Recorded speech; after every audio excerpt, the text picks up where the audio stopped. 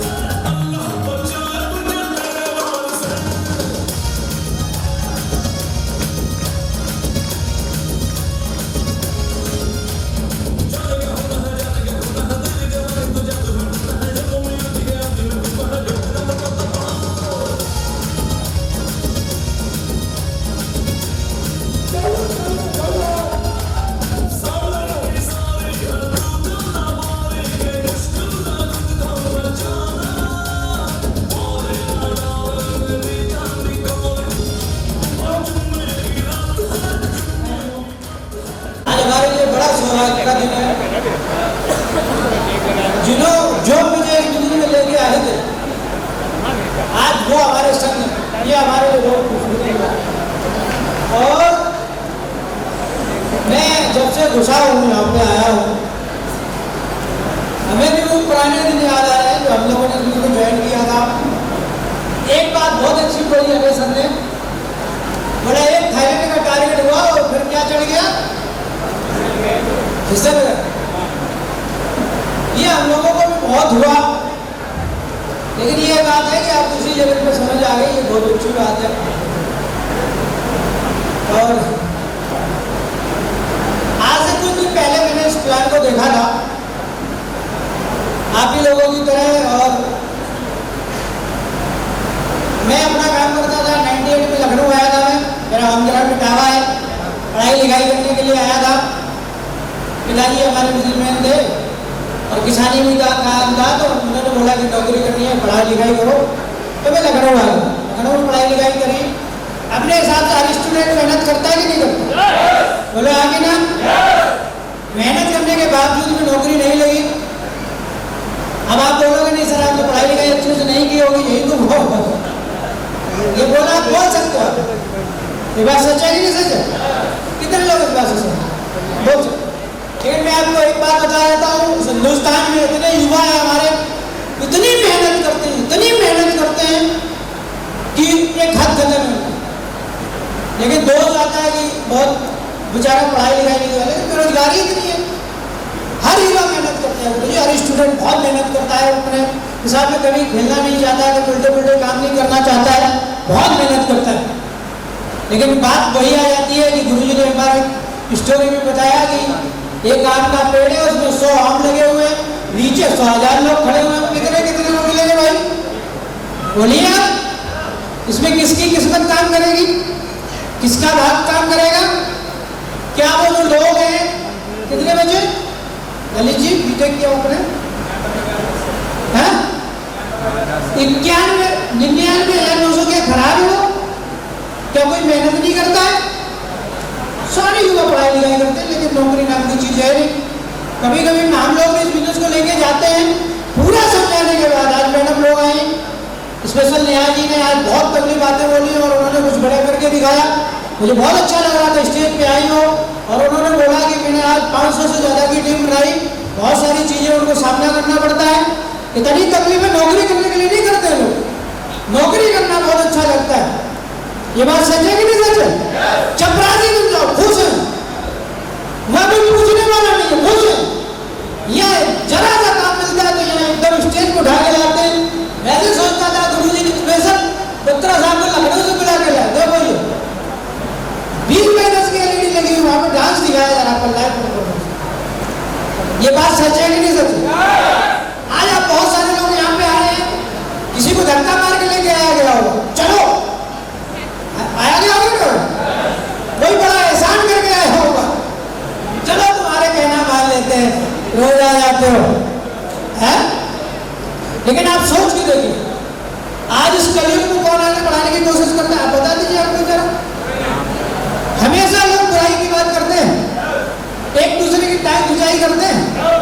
कितने लोग बताइएगा जरूर ये बात सच है कि नहीं है?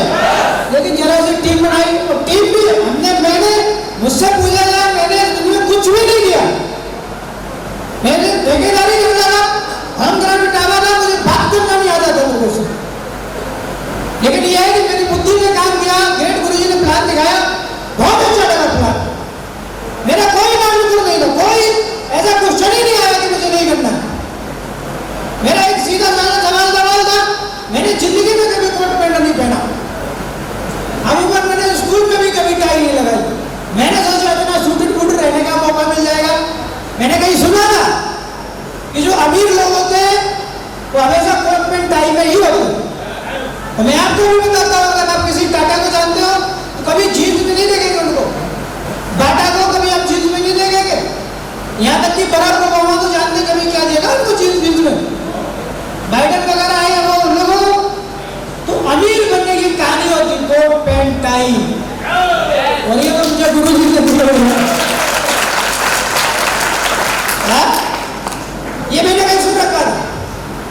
सपने हमारे भी बहुत बड़े थे। लखनऊ में आया था, ये बड़ी बड़ी बिल्डिंगें देखता था मैं, जिधर गोमती नगर में घुस जाऊं, लेकिन कोई मौका नहीं था ऐसा मेरे पास। ठेकेदारी में करता था लेकिन उतना पैसा नहीं है।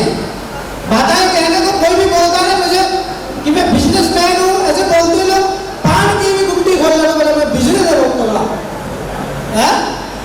ऐसा पैसा नहीं रहता था कि मैं एक जाके 1 करोड़ का घर बनवा लूँ, एक अच्छी सी कार खरीद लूँ, ऐसा मौका नहीं था।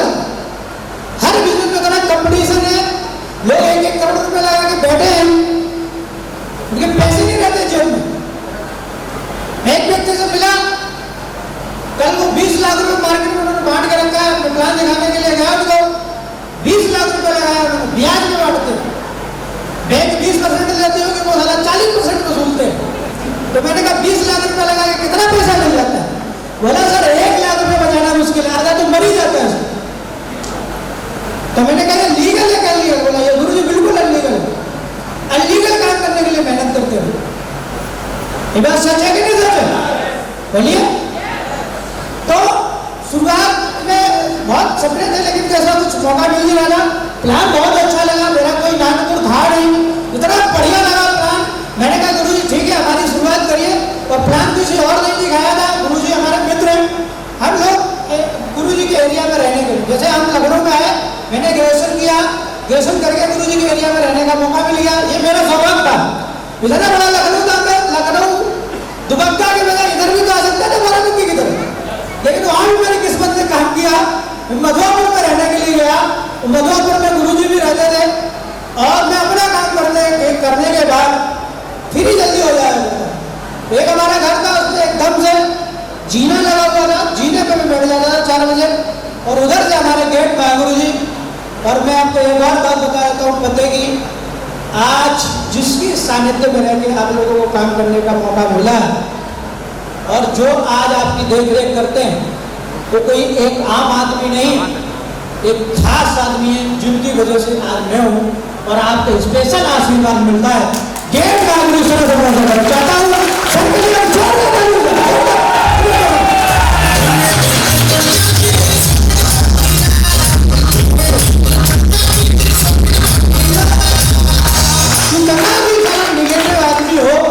गुरु जी का एक बाल भी मौका नहीं कर सकता। मतलब ये खासियत है उधर, कितना भी टेढ़ा मेढ़ा एड़ा टेढ़ा गुरु जी ने सबको लाइन में लगा कर रखा हुआ। एक व्यक्ति उसी में था, मेरा भी नाम वाला था। तो आप लोग बड़े सौभाग्यशाली, लेकिन कभी कभी गलती हो जाती है, हम थोड़ा सा भारी परवेश से आते हैं। मैंने भी अभी मनीष जी मेरे संग आ रहे थे तो मेरे मनीष संग कह रहे थे, मैंने कभी ऐसे सोचा है कि हम लोग थोड़ा मिडिल क्लास के लोग होते हैं, लिमिट से ज्यादा अगर पैसा आ जाए तब बोल भूल जाते कौन गुरुजी, कहाँ के गुरुजी, काम मैं करता हूँ। गुरुजी क्या मजा, मिठाई खाने के लिए आ जाते, ऐसा है नहीं, लेकिन ये गलती कर लेते हैं। 250 की टीम बन जाए फिर देखो एकदम आग बोलूंगा गर्म हो जाता है, गर्म भूल जाता है कुछ दिन के लिए, और जैसे ही ठंडा होता है फिर उसको बुलाने आ जाता है। बस सच्चा के नहीं रहता। तो ये गलतियां अगर ना हो तो इस बिजनेस के 100% के सक्सेस के रेशियो आ सकते हैं 100% के।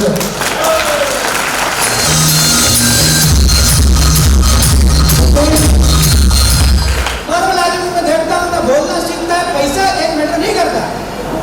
देखता हूँ पैसा है बहुत, फॉर्च्यूनर से घूम रहा है और जहाँ मौका मिला साला 1 किलो थूक देता है रोड पे पूरा एकदम सट। ऐसा पैसे की तो मैटर नहीं करता, पैसा लेकिन यहाँ व्यक्ति आता है, उसको जूता पहनना सिखाया जाता है, बाल निकालना सिखाया जाता है, टाई बांधना सिखाया जाता है, और बोलता है तुम हीरो लगते हो। कभी जिंदगी में उसकी मेहनत नहीं बोला होगा, लेकिन यह बोलते हीरो होगा।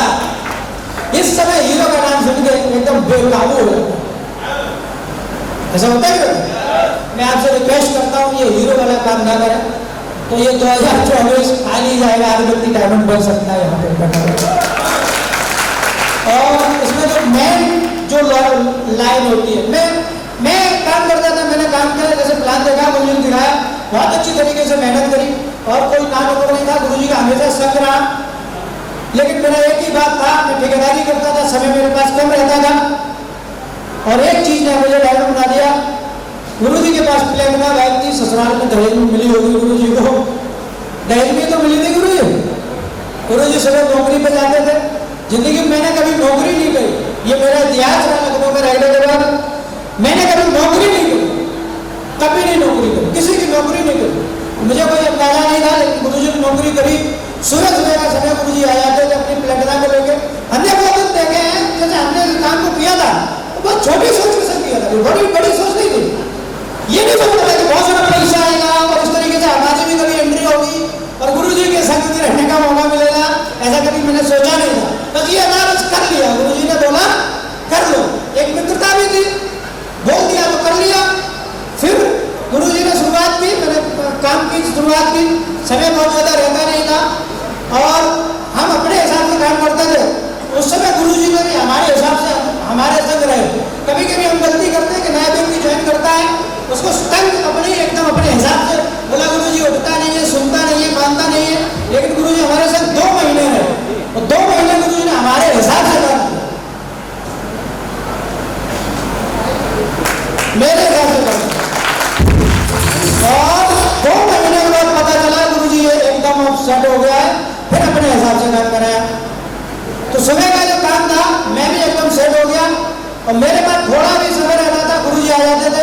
मेरा एक ही कमिटमेंट रहता था, अगर आज गुरुजी हमारे संग आए तो साला, अगर गुरुजी मेरे संग गए तो बगैर फॉर्म बनाए तो बगैर डीडे दिए गुरुजी को हम खाली हाथ नहीं भेजेंगे, ये मेरा कमिटमेंट रहता था।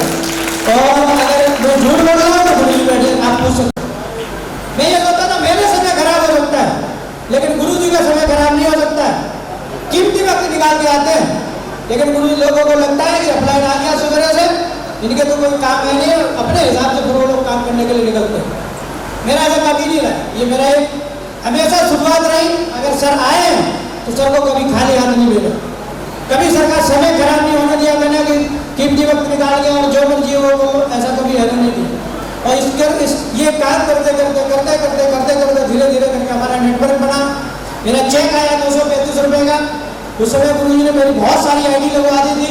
एक और काम करने का तरीका ये रहा कि मैं जिंदगी में डायमंड बना तो अकेले ज्वाइन नहीं किया मैंने। गुरुजी ने एक बोला ठेकेदार है, जितना पैसा इसका लगवा डालो, ये पहले से चाल रही होगी, और सारी फुल डीडी लगवाई करी। उस समय गुरुजी को पता भी भाग भी था, हाफ डीडी कैसे रहता है, सारी फुल डीडी लगवाई ना। उस समय 7 डीडी लगा से मैंने ज्वाइन किया, पूरे 10,000 रुपये से थी और 70,000 रुपये लगाया मैंने। तुरंत एक लैपटॉप लिया डेल का, गुरुजी ने दिलाया और फिर शुरुआत की, लगातार काम को करना चालू किया। गुरुजी और हमारी जोड़ी बहुत बढ़िया थी, कौन आता कौन नहीं जाता, बढ़िया शुरुआत की, लगातार काम चलता गया, चेक बना मेरा। फिर गेट इस दरमियान में गुरुजी का कोई संपर्क में नहीं था।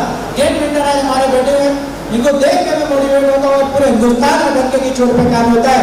आज कोई भी कुछ भी बोलता रहता है, आज यूट्यूब का जमाना है, सोशल मीडिया का जमाना है, कोई भी आएगा कोई भी अपना भाषण देता रहता है। लेकिन आज पूरे हिंदुस्तान में अगर कोई सच्चे एथिक्स की टीम बनाई और दमदार, जो एक मतलब जिसको जिंदगी बदलने वाली टीम बोलती है, जिंदगी नहीं पीढ़ी बदलने वाली टीम बोलते हैं, वो हमारे गेट मेंटर आज हमारे बीच में। गेट मारने की कोशिश करना चाहता हूँ।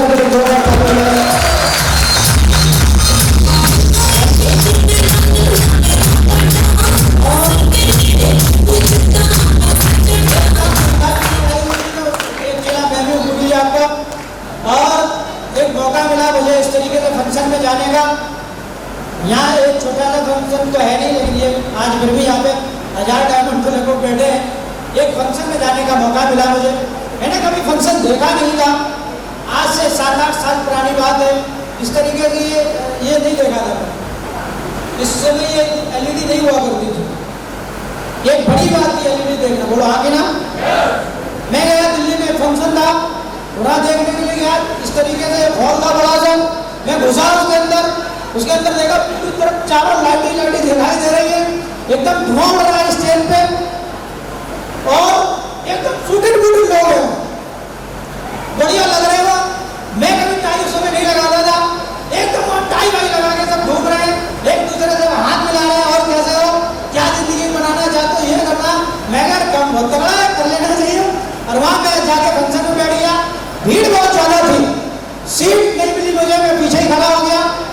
जब तक गुरुजी हमको जबरदस्ती लेके गए थे, बहुत ज्यादा मन नहीं था मेरा जाने का। मैंने कहा गुरुजी कभी कभी हमें बोलते यहाँ करवाओ जो कुछ करवाना हो, दिल्ली मुंबई कलकत्ता की बात मत करो।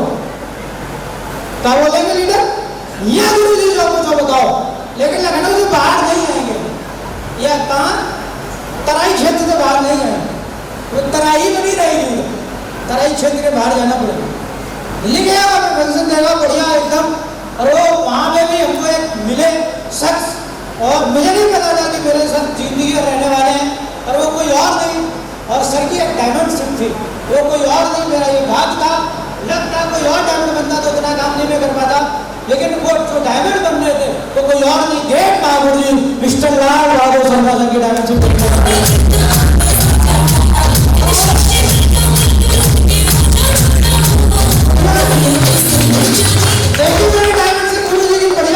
सुनता था वीडियो एकदम तगड़ी।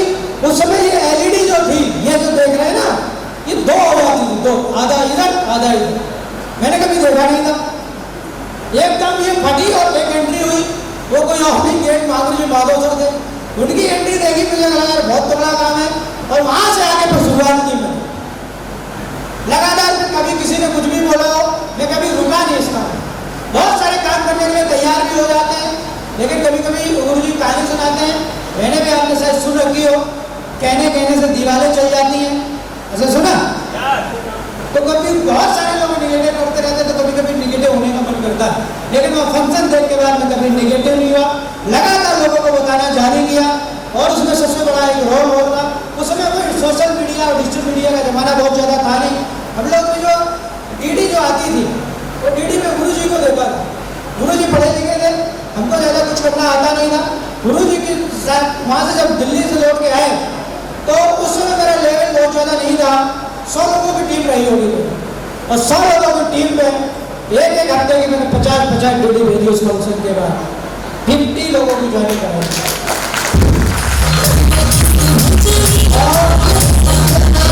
लगातार काम चलता चला गया। धीरे धीरे करके मेरा नेटवर्क बना, मैं पर्ल बन गया, टोपाज बन गया, टोपाज के बाद फिर मैं सीधा पर्ल बना तो सीधा मैं एमराल्ड बन गया, और एमराल्ड बनने के बाद मैं रूबी बना, रूबी बनने के बाद फिर मैं डायमंड बन गया।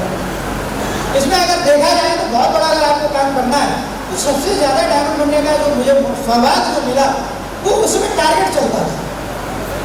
तो गुरु जी से बातचीत हुई, गुरु जी ने बोला कि अगर टारगेट को कर लेते हो, और कोई भी व्यक्ति टारगेट को करता है, तो 21 महीने में भी डायमंड बन सकता है, अगर टारगेट पे फोकस किया जाए तो। कितना?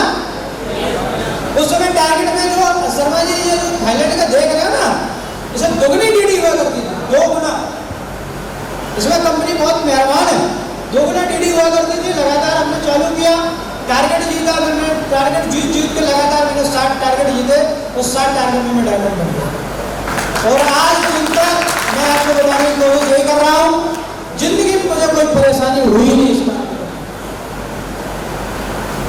आपको तकलीफें लगती हैं, दुनिया का कोई काम उठा के देखो, बिगड़ तकलीफ को होता तो बता दो। लोग बोलते हैं यहाँ जब से आए ना, जब से सर हमारा जो है ना नातेदारी टूट गई।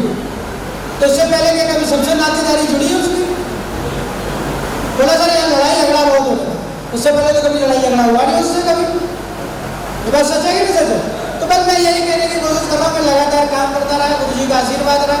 इसमें मेन काम जो थे, ट्रेनिंग में जाता रहा, मीटिंग में जाता रहा, जो चीजें जो गुरु जी ने बोली मैं वही करता रहा। और हमारा इसमें कुछ भी नहीं, और बस एक ही बात रही, नेगेटिव नहीं हुआ कभी, पॉजिटिव बना।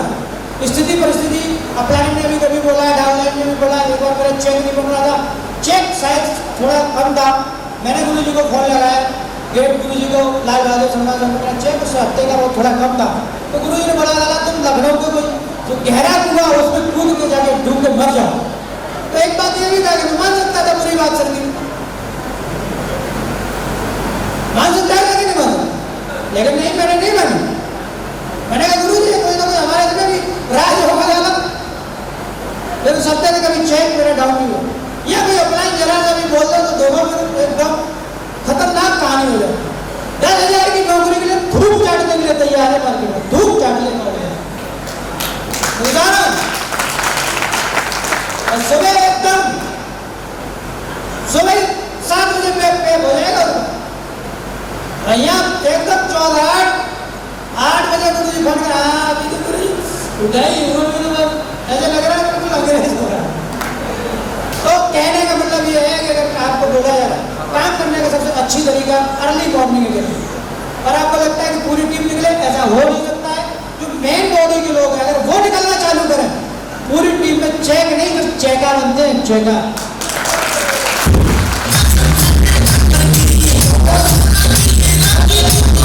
बहुत छोटे छोटे काम है आपके लेवल पर, हम वेन्यू चलाते थे, गुरु जी का आशीर्वाद लगातार वहाँ पे मिलता रहा, एकदम 200-250 लोग हमारे वेन्यू पे बैठते थे। और आज हमने जितने लोगों को ज्वाइन कराया था, ये इस बारे में मैं सौभाग्यशाली रहा, जितने लोग हमारे संग ज्वाइन किए थे मेरी एरिया से, सारे आज तो कुछ डायमंड बन गए हैं, कुछ एमराल्ड बन गए हैं, कुछ टोपाज हैं, कुछ रूबी हैं, कुछ इसी साल डायमंड बनने वाले जो हमने जो ज्वाइन कराया।